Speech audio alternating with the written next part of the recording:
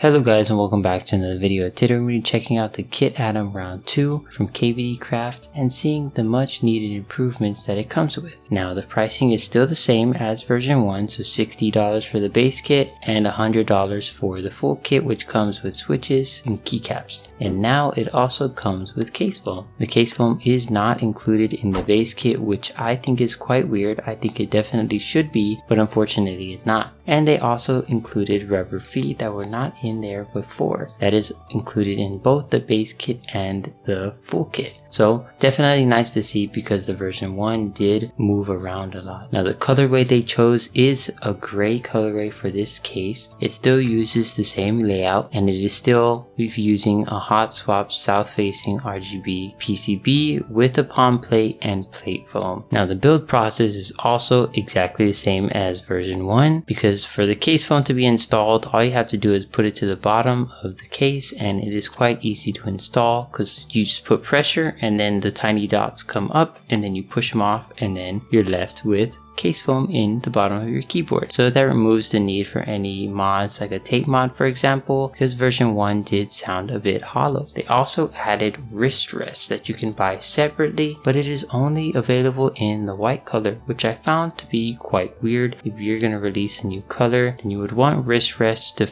match that color as well. The other thing I didn't really like is that the new manual didn't give you like a tip on where to install the wrist rests. So when you're building the keyboard, usually on the manual on the top right, it has little tips for you to help guide you along other than just building it. And I would have liked to at least see install the wrist rest after this step, just for it to tell you a heads up like it does with everything else. It tells you when to install the PCB and stuff like that. It tells you when to install the gaskets, but it does not tell you anything about the wrist rests. So if you forgot to install them, then it's going to be quite a pain in the butt to take apart the whole keyboard and install them yourself. So I would just recommend to add rubber feet to the bottom of the wrist rests if you forgot, and if you didn't, we'll just do it the correct way. I definitely think this is kind of a miss in my opinion. I wish the wrist rest was just one solid Lego piece going straight across, and I did also wish that it did not connect at all to the keyboard itself. The fact that it is two pieces kind of is a little weird looking. Now the rubber feet do definitely help with stability and it does not move around on my desk as much as version 1 did. And when it comes to the stabilizers, those are also improved as well. They were a lot easier to work with and I only needed to lube them once, so that should tell you something. But unfortunately when it comes to the switches, those stayed the same. They still have that slight tick to them, so if you're modifying the stabilizer and you can't get this tick out, it's more than likely the switches themselves. When it comes to the keycaps, those are not improved on. I really wish they kind of just boosted that price a little bit more to give them some wiggle room to make the keycap quality better and maybe even change the keycap profile. Now the one weird thing I also noticed was the keycap gray color is not the same as the keyboard gray color, which kind of irked me a little bit. The keycaps are a little bit lighter than the case itself, and the other thing I noticed was that the smooth pieces are not the same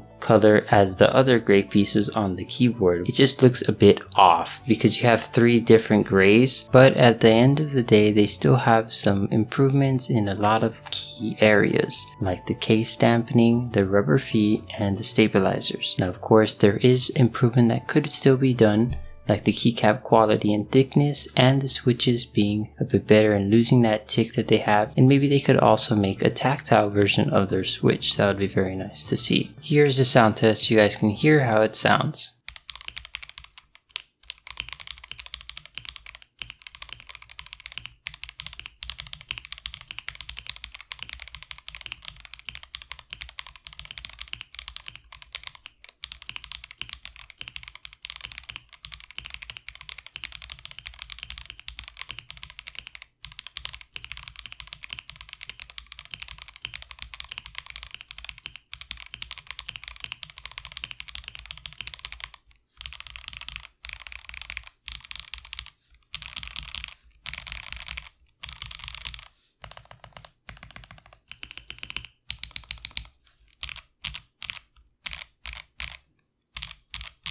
I'm kind of iffy on this gray colorway since it doesn't really match the keycaps and 2 of the pieces are kind of different grays. So I'm not a massive fan of this color, but I am a big fan of everything else. So if you do want to buy anything I talked about in this video, I'll be leaving all the links that you'll need in the description below. And let me know what you guys think about the Kit Adam round 2 in the comments down below, and I'll see you guys in the next one. Peace.